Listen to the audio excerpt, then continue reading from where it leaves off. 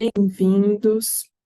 Hoje o nosso tema é a respeito da ansiedade, dando continuidade à semana, às comemorações do dia 10 de outubro, que trata da saúde mental.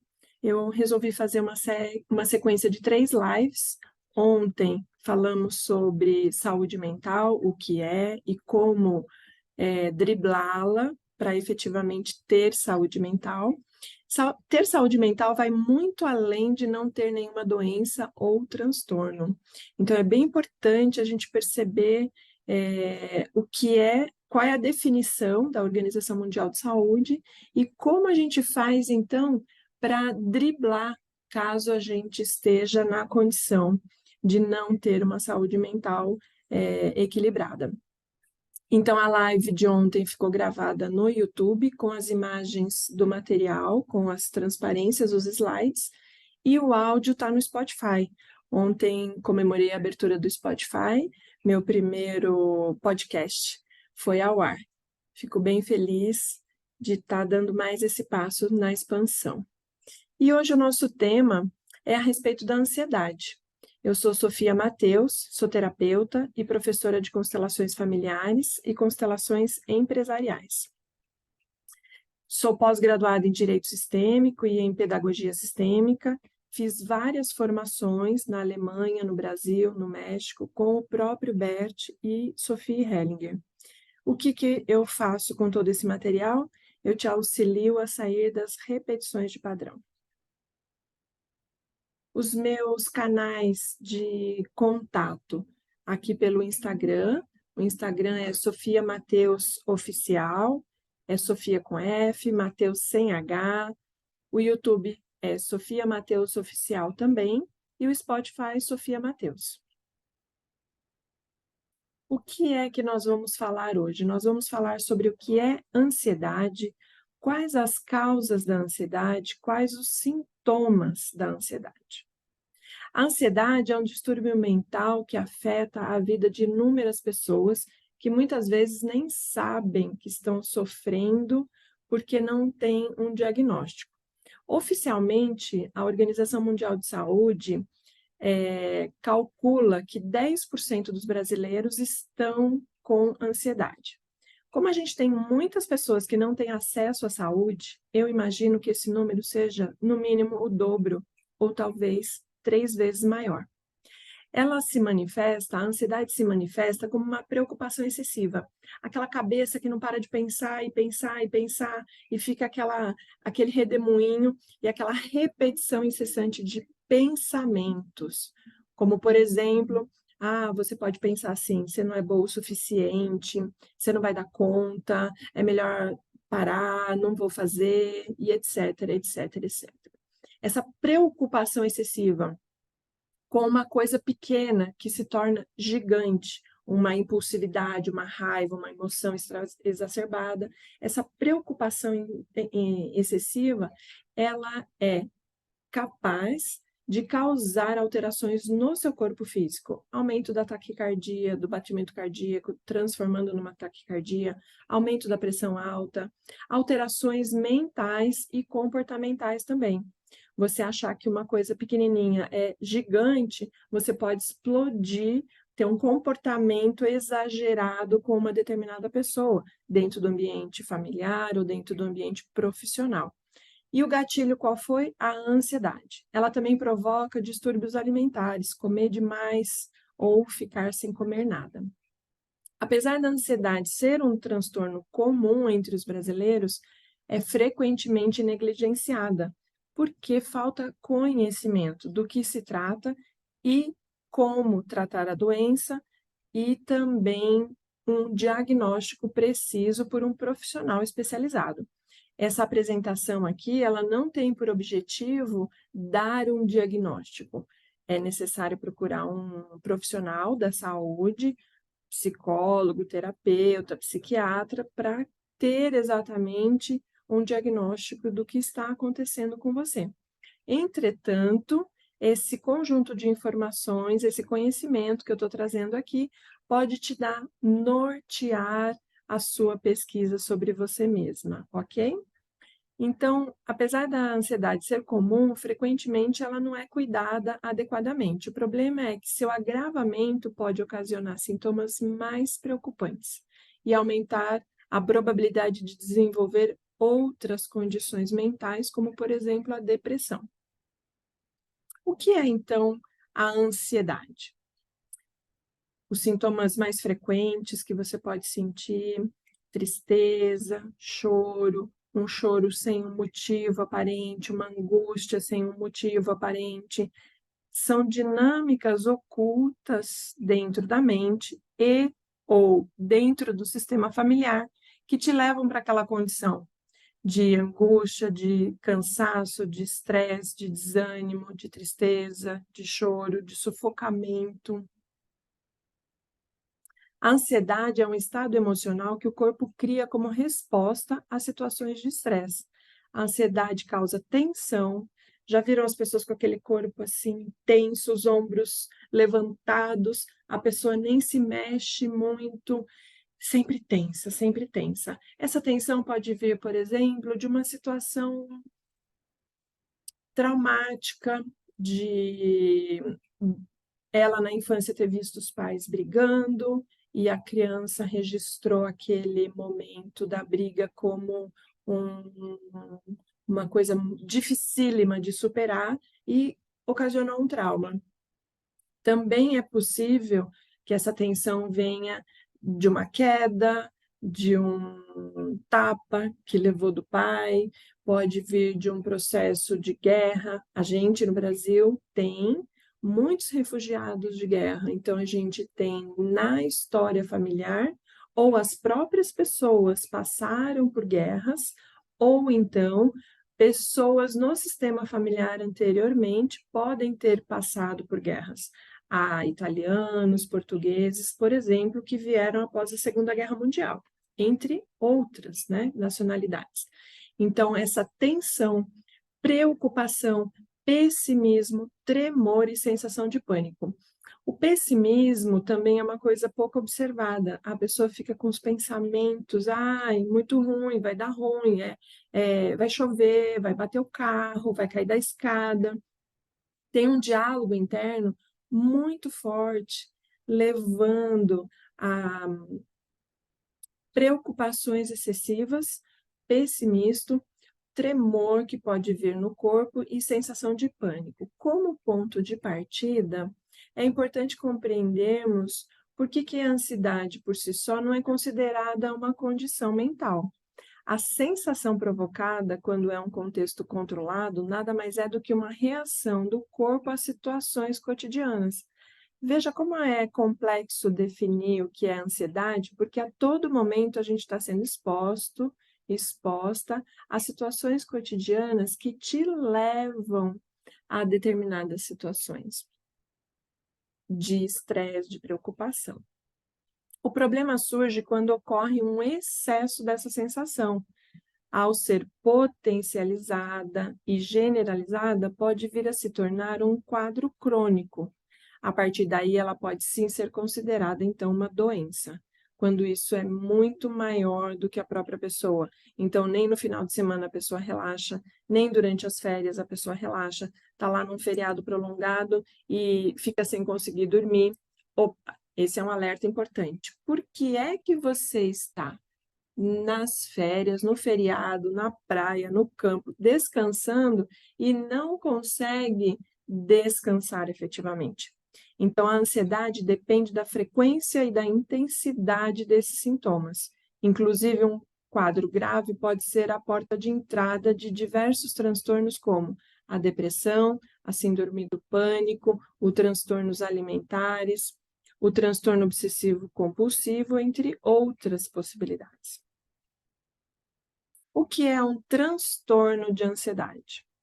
A pessoa tem dificuldades, também conhecido como ansiedade crônica, é uma doença causada pelo excesso da sensação de ânsia, de medo e de pânico. Não necessariamente essas três coisas venham juntas. Uma pessoa muito medrosa provavelmente é uma pessoa que por detrás tem ansiedade. E o que é que por detrás da ansiedade há escondido? O que é que está escondido por detrás da ansiedade? Então, aparentemente é medo, que foi desencadeado por um excesso de ansiedade, e por detrás dessa ansiedade algo se esconde. Então, na constelação familiar, por exemplo, é uma das terapias que podem auxiliar no tratamento da ansiedade. A constelação vai olhar para as dinâmicas ocultas que desencadeiam a ansiedade e que vão culminar no medo, no pânico, na ânsia. Quando em níveis preocupantes de ansiedade, pode até mesmo causar uma invalidez por paralisia, mas a intensidade dos sintomas varia de acordo com o grau e a condição de cada pessoa. Então, a gente vai ter um nível bem leve até um grau mais intenso, depende de cada pessoa, depende de cada situação, ok? Em geral, esse distúrbio afeta diretamente a qualidade de vida da pessoa, o que pode dificultar a realização de atividades rotineiras, como ir ao trabalho, se exercitar, fazer uma apresentação, porque a mente está sempre fora de foco, está sempre agitada, está sempre em movimento.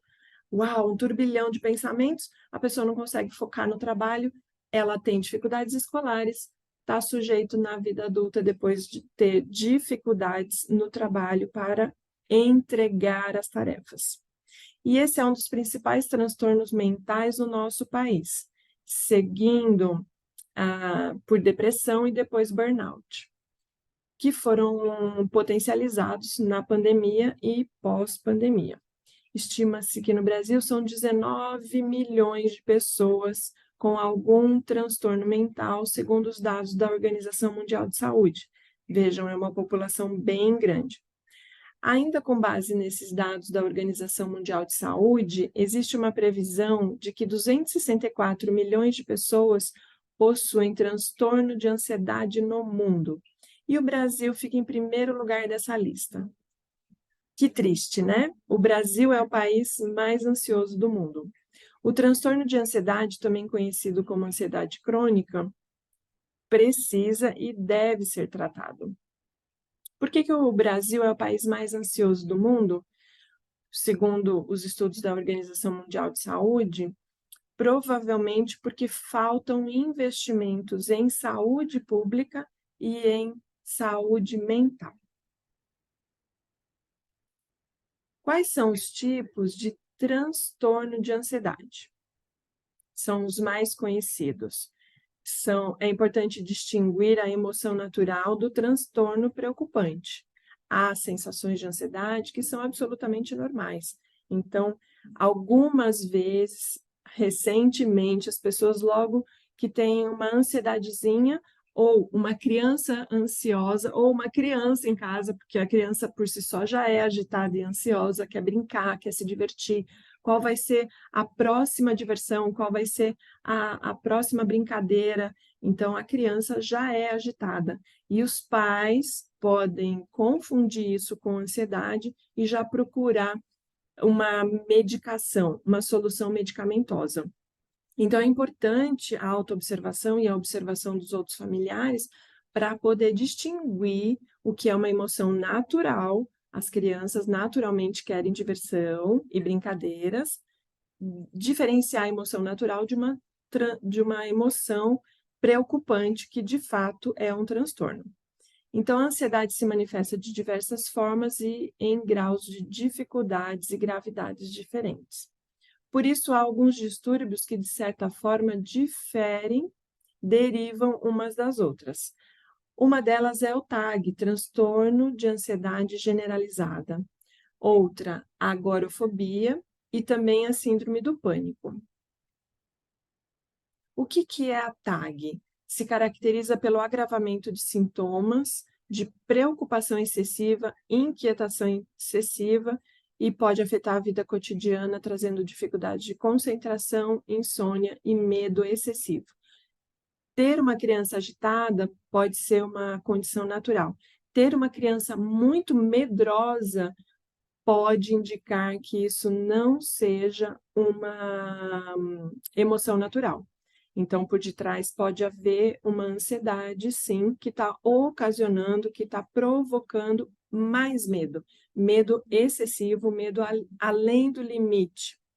Nesse caso, somente a consulta de um psicólogo ou de um psiquiatra, de um terapeuta, é que pode fazer o diagnóstico preciso e medicar caso necessário. O que é, então, a agorafobia, que é um dos outros transtornos da ansiedade? É um tipo de preocupação intensa, bem específica. Ela costuma se desenvolver quando a pessoa sofre um ou mais ataques de pânico. Após essa experiência, cria-se um medo excessivo de estar em situações ou ambientes que possam causá-la novamente. Por exemplo, alguém ficou preso no elevador e aí ela tem agorafobia. Ela entra no elevador e fica com medo de que novamente o elevador pare e ela fique presa lá dentro. Os sintomas são bem característicos, o que ajuda no diagnóstico e, por sua vez, no tratamento precoce. Essa condição costuma ser tratada com psicoterapia, mas pode incluir a utilização de medicamentos em casos mais graves. Então, quais são os 3 medicamentos que servem para tudo? Conhecimento, saber o que está acontecendo, terapia e autoconhecimento. Isso sempre, sempre ajuda, seja em qual nível de ansiedade a gente esteja falando, em todos os níveis de ansiedade, esses tratamentos, conhecimento, autoconhecimento e psicoterapia ou terapia são sempre ferramentas muito úteis. Posteriormente, caso necessário, a medicação também pode ser incluída. Se não tratada sem o auxílio profissional, ela pode afetar de maneira significativa a vida cotidiana e as relações da pessoa. Outro sintoma, outra derivação, é a síndrome do pânico. O transtorno do pânico ou ansiedade é um distúrbio mental que gera ataques de terror e desespero, de forma repentina e potente. Pode causar sintomas muito perceptíveis, como a falta de ar, náusea, confusão mental, devido à sua intensidade. As crises podem durar horas e costumam acontecer quando a pessoa está passando por uma situação estressante ou desconhecida. Assim como as outras condições, o tratamento é realizado por psicoterapia e, em casos mais graves, também medicamentos. Quais são os sintomas? Eles são bem variáveis, mas os sintomas da ansiedade que podem ser observados como sintomas mentais são medo, dificuldade de se concentrar, insegurança, tensão, insônia, tristeza, irritabilidade. Sintomas comportamentais. A pessoa é impulsiva, a pessoa é agressiva, a pessoa é acelerada, ela fala aceleradamente, gesticula, nem espera a outra pessoa terminar de falar e já está falando em cima, fazendo a próxima pergunta, nem acolheu a resposta anterior e já está avançando no diálogo. Quais são os sintomas físicos? Taquicardia, calafrios, falta de ar, sudorese nas mãos, tonturas, dor de cabeça, paralisia em casos mais graves. Quais são as principais consequências de pessoas ansiosas ou com transtornos de ansiedade? As relações interpessoais, a relação familiar, profissional, de amizades, ela fica prejudicada em função da aceleração do pessimismo e da irritabilidade. As relações sociais no trabalho, no voluntariado, em outras relações sociais, a interação com o mundo externo, com as pessoas, ela é bem diferente da realidade interna que a pessoa está vivendo. Então, uma formiguinha mordeu o dedo, mas parece que é um jacaré que está engolindo a pessoa. A realidade interna é sempre muito mais intensa do que a realidade externa. Emoções e percepções intensas, baixa autoestima e transtornos alimentares. Ou seja, pode levar a pessoa a comer demais ou comer de menos. Desempenho acadêmico, em função das alterações impostas, a capacidade de atenção e interpretação fica prejudicada. Logo, está sujeito a pessoa ter dificuldades de aprendizagem e notas baixas na escola. O desempenho profissional também pode ser afetado por causa das dificuldades de tomar decisão, dificuldade de lidar com pressão, dificuldade de entregar as coisas nos prazos e de se comunicar. A pessoa também pode se sentir com a síndrome do impostor, medo e insegurança. O que é a síndrome do impostor no desempenho profissional? É aquela pessoa que vai trabalhar pensando hoje é o último dia, vai ser demitida. Agora vão descobrir que as entregas feitas não são satisfatórias. A pessoa não se sente capaz internamente. Ela é uma pessoa muito menor, ela se vê como uma pessoa muito menor do que de fato ela é externamente. Veja que isso não corresponde à realidade. É a síndrome do impostor que leva a pessoa a fazer e falar internamente esses diálogos. Só a síndrome do impostor, por si só, já é suficiente para a gente fazer uma live inteirinha. Outros impactos e consequências acontecem no desempenho sexual. Os neurotransmissores da libido ficam prejudicados, então afetam também condições e distúrbios. Logo, é possível que ocorra dificuldades nas relações sexuais. Eu tive aqui uma experiência na primeira constelação do ano de 2023, o ano atual, voltando das festas natalinas, da virada do ano. Se eu não me engano, era dia 8 de janeiro, a primeira segunda-feira do mês de janeiro. Um rapaz me procurou para constelar a ansiedade. A constelação se desenrolou, haviam 2 irmãos dele que não haviam sido inclusos, e a causa raiz da ansiedade dele eram esses bebês, que não sabemos se a mãe sabia ou não, se foi um aborto provocado ou não. Isso não importa, isso não é relevante. O que é mais relevante é incluir aquilo que aparece na constelação e que causa bem-estar no corpo físico, no corpo emocional, em todos os nossos corpos. Pois bem, uma semana depois ele me liga agradecidíssimo, felicíssimo, porque ele tinha ejaculação precoce, não havia me dito nada a respeito, esse efetivamente não era o assunto que a gente estava tratando, mas tratando a causa raiz, que era a ansiedade, melhorou o desempenho sexual dele, melhorou o convívio familiar, melhoraram as relações profissionais, ele passou a dormir melhor. Então, quando uma pessoa me pergunta qual é o tema que eu devo escolher para fazer a constelação, eu sugiro que você escolha o tema mais profundo, o tema que te incomoda mais, que você tem há mais tempo. Por quê? Porque nesse tema, por exemplo, no caso desse rapaz, a ansiedade estava presente e complicando, trazendo consequências seríssimas para todas as áreas da vida dele. Então, pensa a alegria dessa pessoa ao se ver saudável.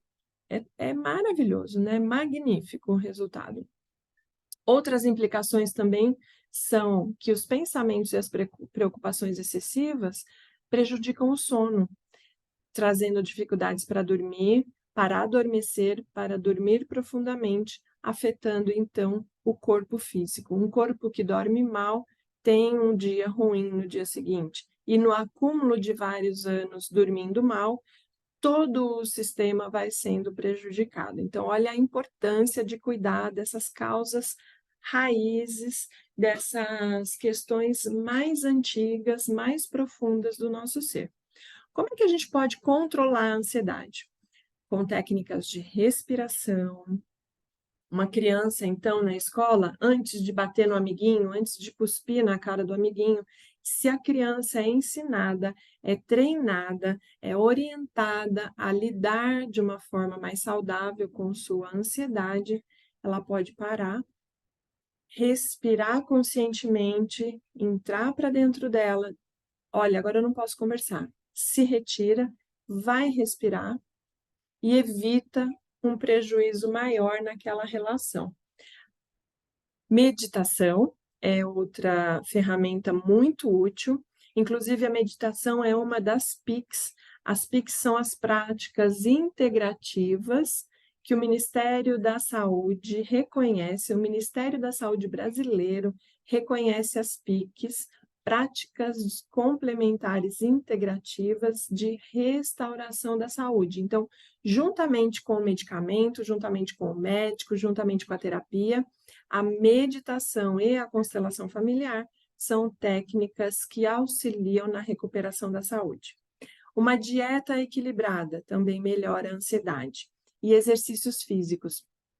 Acontece comigo uma coisa muito curiosa. Acho que acontece com as pessoas que fazem exercício físico também. Quando eu estou na atividade física, dá um reset na mente. Se eu estou na natação, por exemplo, dá um reset na mente. Eu saio daquele turbilhão de pensamentos, modifica completamente, como se eu resetasse o meu computador, como se eu resetasse o smartphone. Então, a atividade física tem essa propriedade de tranquilizar, de relaxar, de mudar a frequência e a temperatura interna. Como é que tratamos efetivamente a ansiedade? Através de tratamento terapêutico com um psicólogo, psicanalista ou terapeuta. Outra possibilidade que pode vir conjuntamente ou não é o tratamento medicamentoso. O psiquiatra, então, vai recomendar, porque existem necessidades fisiológicas que estão afetando as emoções e a percepção da vida. Aí o tratamento medicamentoso ele é muito recomendado. Essa apresentação, por si só, ela não é suficiente para um diagnóstico, então é necessário procurar um psicólogo, um psiquiatra, um psicanalista, um terapeuta, alguém para te auxiliar e te acompanhar nessa problemática. Não há vida plena sem conhecimento e sem autoconhecimento.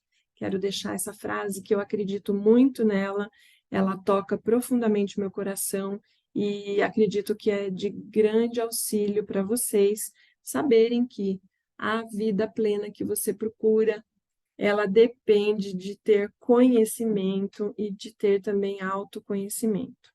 Mas é possível ter essa vida plena, relaxante, feliz, alegre. Eu agradeço a presença e a participação de todos vocês, grata pela confiança. Amanhã a gente se vê com dependência emocional, vai ser o nosso tema às 8 da manhã.